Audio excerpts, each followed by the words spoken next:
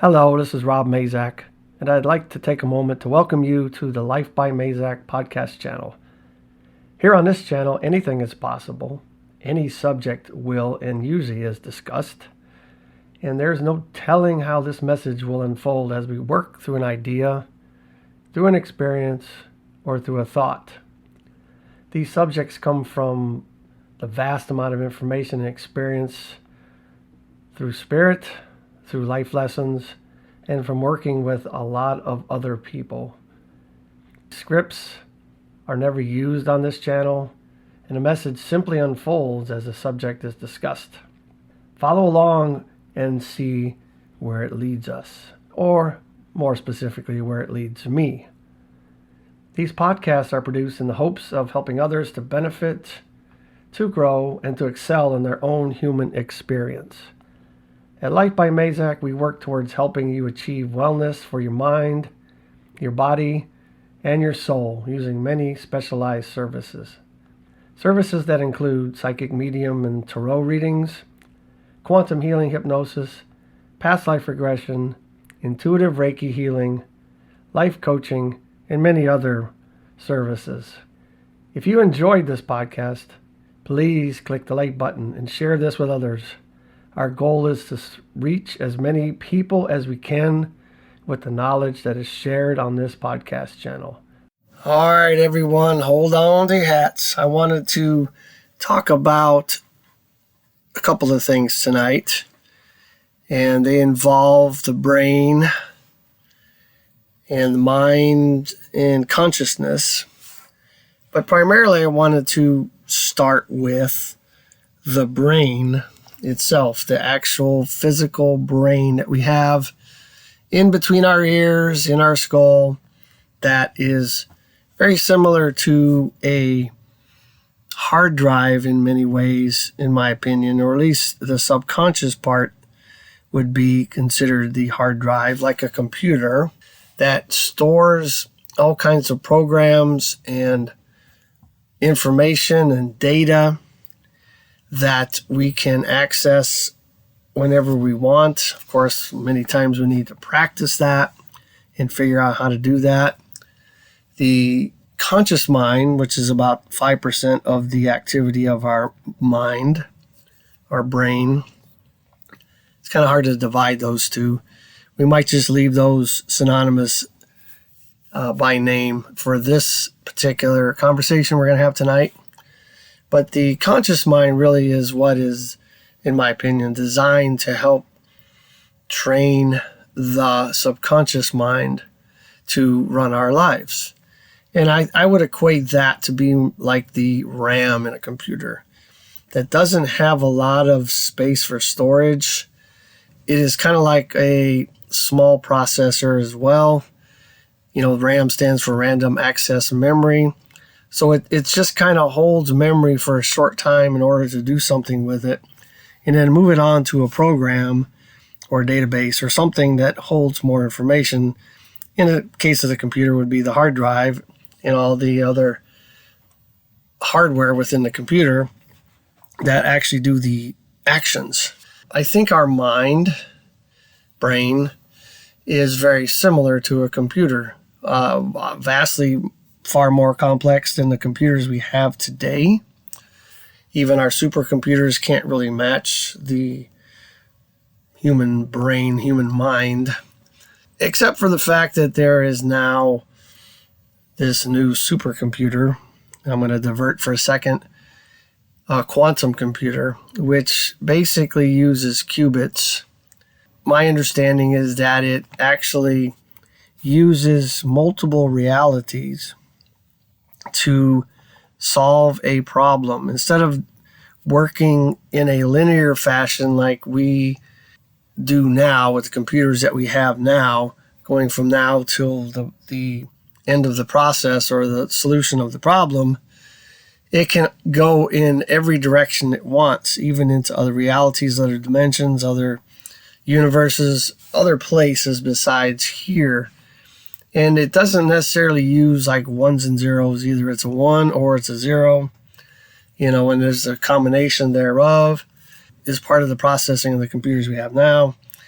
but it can be a 1 and a 0, and it can be anywhere, not in just a linear pathway. It can be all over the place. So you imagine the possibilities with a supercomputer, or quantum computer, sorry. However, I'm going to go back to what I was talking about. I'm going to compare the brain and mind to the normal computers we have right now, because that's what most of us are used to. I know it's not an exact match, but it's pretty close for definition, I think, and for the purposes of this podcast. And the reason I wanted to talk about this is I stumbled upon a TED Talk tonight. I forget who it was. It was a professor that was involved in brain research. And she said some things in her short talk. It was only like maybe 23 minutes or something. Not very long. But it was very impactful, and it said a lot of things that support many of the things that I talk about in all my podcasts. So I wanted to bring it up and talk about some of the highlights, and then kind of wind it into why I have said and do say a lot of the things I do as far as reaching goals and learning new things and all that. The first thing that she really talked about was the fact that overall that the brain, the physical brain, is very plastic, very neuroplastic, which means it can adapt and change based on our behaviors. You notice not our thoughts. It is our actions, our behaviors, things that we are actually doing to create new patterns. So that's kind of the overall thing.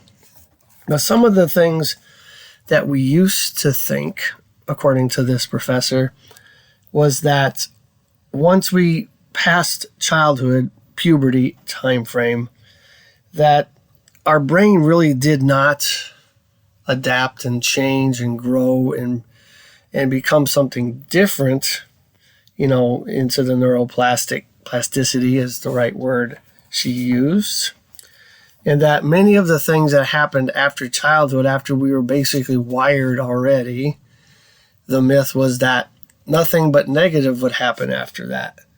And that we really couldn't learn or change or adapt our brain to anything new. And that, of course, has been shattered with technology these days, MRIs and fMRIs and all these different things that we can use now to study the mind, the brain, the body at very, very detailed levels. Once again, the main focus of the talk was that our behaviors, what we do, especially on a consistent basis, is what shapes our brain. And of course, our brain being the processor for our body and how we move through this reality in this life, it is important that we shape our brain and our mind to what we would like our life to look like. I mean, it's just very simple. It's just that simple, right? And the other thing that is really cool that she mentioned is that a lot of us have always been taught that as we grow older, that we begin to lose our connections, our neurons are not firing like they should, and we start to degrade our brain over time.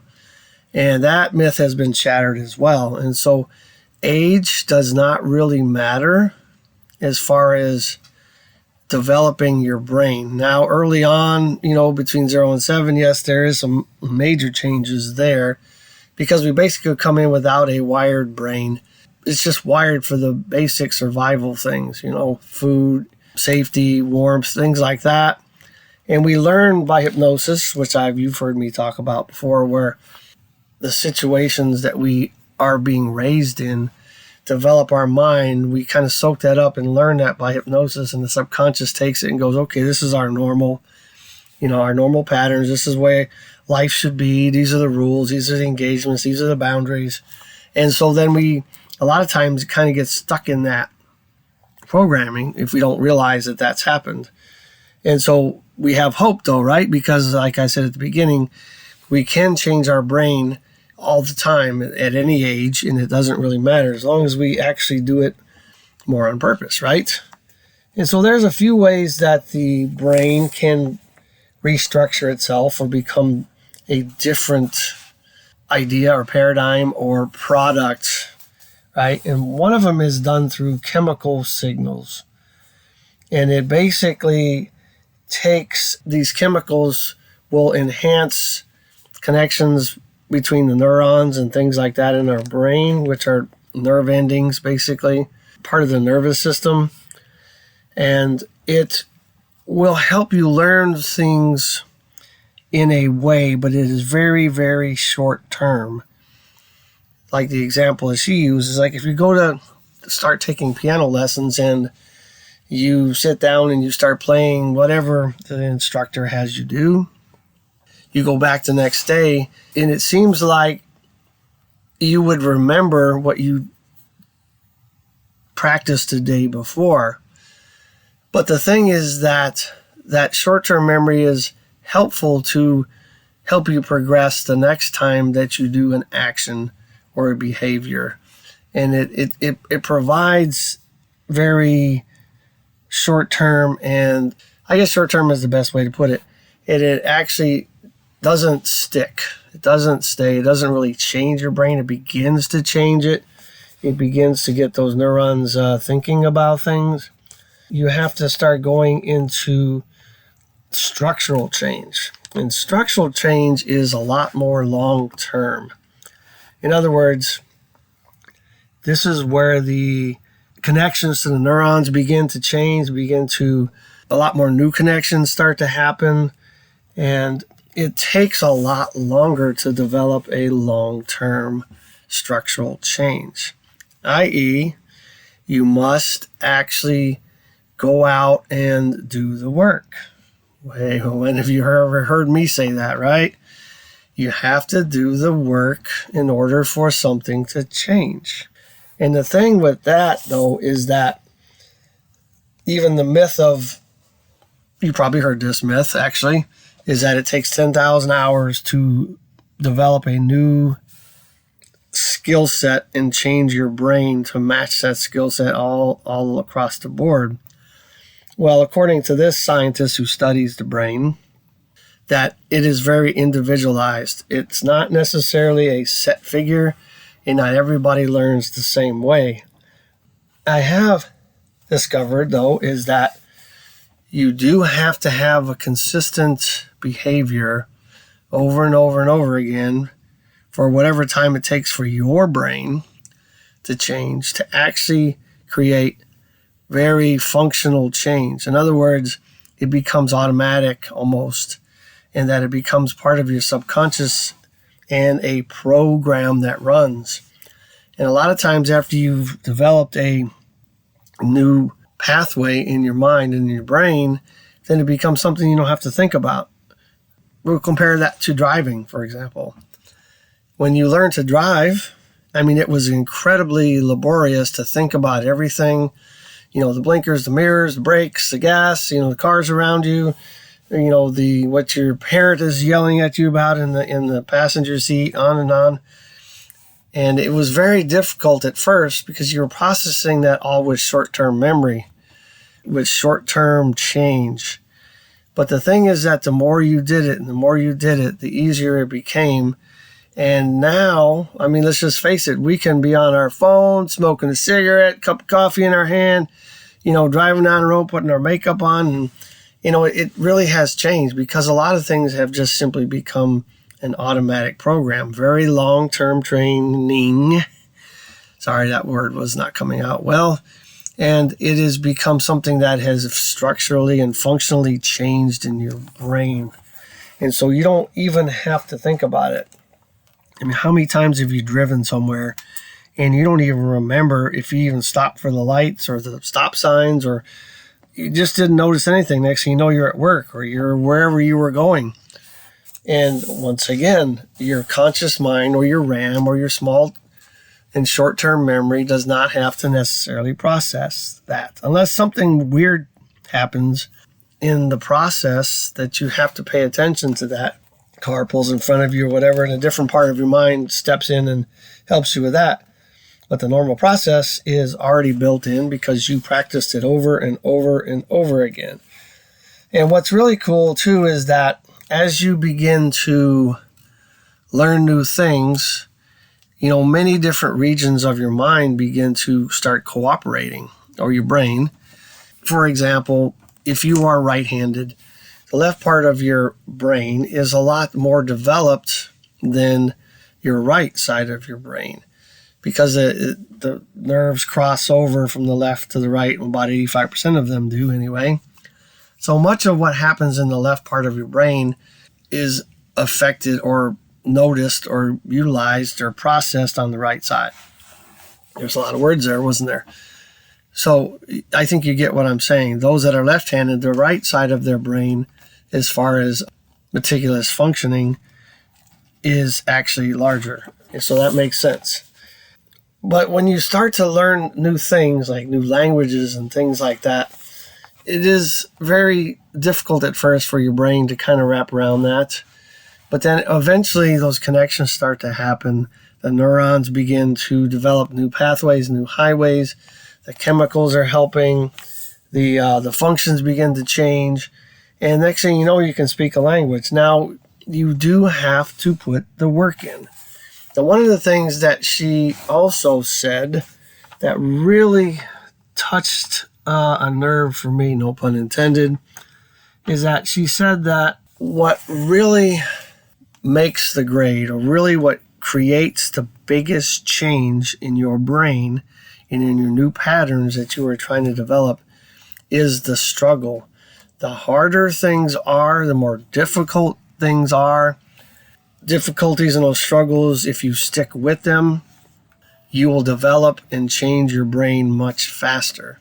So in other words, if you're trying to take the easy route, if you're trying to take the shortcut, and you're trying to get something from a magic pill or some trick of the trade or whatever, you are not going to change your brain in a very expedient way. Although it does take a long time already, that will take a whole lot longer. So really, you have to go through the struggle. And you hear me say it all the time. I listen to all those kind of motivational videos and podcasts myself. The struggle is where you are developed. Let's just face it. The harder things are, the more you will learn, the more you will grow. And then scientifically speaking, your mind, your brain, actually develops much faster. And I don't know about you, but if I'm going to learn something new, if I really decide I'm going to do something different and I want to put the work in, I want to put the time in and shoot for those 10,000 hours or more, whatever it is it takes for me, well, I want it to be harder, because then I know I'm going to really develop quicker and have more blessings in that respect. But she also said something else that was really quite profound. She said that your brain will develop also when you do things and when you don't do things. So in other words, you becoming less of a human being or less accountable, less productive, less successful actually takes work, and it is also a process. In other words, being lazy, being procrastinating, no, that's not a word, procrastinating, all of those things that we do to put off the hard work and the uncomfortable zone, the zone that's not comfortable, will actually develop a part of our brain that will keep us in that state. Your actions and your behaviors over a consistent amount of time, and time we're talking about here is linear, right? Because we only know from past to present right now. That's what we live in. That process of working on those things, a specific thing or things, over and over and over again until it becomes part of us and our mind and our pathways and our brain changes, we have to actually put that time in. And if we don't, that time will be put towards developing a different pathway in our mind that will not allow us to be successful or productive or successful. I think I had a little trouble saying that, but I think you know what I'm trying to say. We actually have to do the work. And here it is in science, all right? I don't know any other way to say it. I mean, I talk about this a lot because a lot of us don't really do the things that are going to help us become successful or become something different. And let's just face it, you have to start with a direction. You have to know where you're going. You have to know what it is you're shooting for. I believe she even talked about that today in the video as well, is that, you got to have a target to shoot at. You have to have, in order to hit a target of any kind, success goals or success target or whatever, you have to know what the target is. Because otherwise you're just out there. Just imagine showing up at a gun range and there's no targets up. And, the person who's grading you, say, for example, it's a competition or it's something you need to do to qualify for something. And he says, just shoot down there, right? And you're like, there's no target. Well, just shoot. Well, I mean, we all know that that's not going to produce anything or be effective. So why do we do it in life?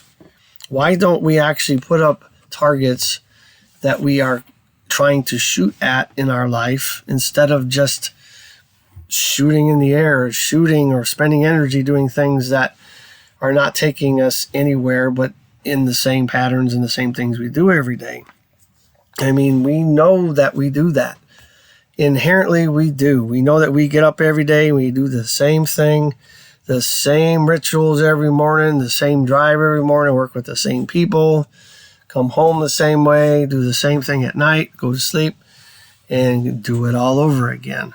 And there's no change in there. And so part of that problem is because we have developed those pathways and those structures in our brain that now have been considered normal. Unless we change that on purpose, unless we do something to change that function and that structure in our brain, we're going to be having the same life that we always have, the same relationships that we always have, the same amount of money we always have. Nothing is going to change because nothing is changing. We're just allowing the program, the computer to run. A lot of that stuff's running in the background. We all know that on our computers and on our phones, there's a lot of programs running in the background that are drawing away energy from the system, and eventually it bogs it down, right? But if we take the time and the actual effort to figure out what programs are running in the background of our life that is causing us to have the same things happen in life, then we can actually do something about it. And or if it's too difficult to figure out what the program is in the background, why don't we just simply install new programs? Just like we're talking about. Pick something new that you want to excel at or try to become a master of. And I will use the example that I use for myself a lot, is I am a soccer goalkeeper. These days, I am pretty doggone good at it. I'm getting a little older, a little slower. I mean, it happens. But the thing is that nowadays, when I save a goal, 99% of the time, I have no idea how I did it. I don't even have a conscious memory of how it happened. I get off the ground full of dirt. Everybody's, high-fiving me. I'm like, boy, I wish I could have seen what I did because I don't remember doing it. But the thing is, it's something that I've put 13 plus years into, working on it over and over and over and over. And now it's just an automatic program. Whereas my subconscious mind, my programming, my wiring, the brain structures and functions in my mind are now just simply taking it over. And so in some ways, it's almost like not having an experience, but having an experience. So in some ways, it's not as much fun in a lot of ways, but I think you know what I'm saying, because I don't even get to see it. So maybe I'll have to have somebody record it for me one day and see what I'm actually doing. I think because that would be kind of cool, because I don't get to see it for myself. But I wanted to be good at being a goalkeeper. I didn't initially want to be. However, since I was in that role, I decided, well, I'm just going to stay at it and stay at it and stay at it and stay at it. And I just became better and better and better. Am I perfect? Absolutely not. It's just the example I wanted to use, that you can become good at anything you want if you put the time in, if you put the effort in, if you're consistent about it. And you have to practice, practice, practice, practice. Practice never makes perfection. Practice makes improvement, because you can always better your best. Nobody's ever going to be perfect. So I would encourage you guys to get away from that mantra that practice makes you perfect. It'll make you a whole lot better, but you have to keep doing it. You have to keep failing until you get better at it. I mean, let's just face it. You go to the gym, and the purpose of weightlifting is to stress the muscles to failure, so then they're forced to repair themselves, which creates more strength. It creates more size. But without failure, you're wasting your time. If you go in there and you're not being challenged, you're not going to get anything out of it. It's just not going to happen. And it's the same thing in life with just about anything. And this is the case for almost anything in our life. It could be related to religion. It could be related to relationships. It could be related to absolutely anything. Now, I'm talking mostly surface level stuff here, I understand, where probably mostly talking about what most people are concerned about is that success, and where am I going in life, and what do I want to be, what do I want to get out of life, and what do I want to be good at, what I want to be known for. If you want to be known for something, you have to pick something or some things and put the work in and become the best at that than anybody else on this planet. I mean, at least that's the way I look at it. But without the practice and the work and the effort, you're just simply not going to get there. All right, that was a very long statement about living on purpose.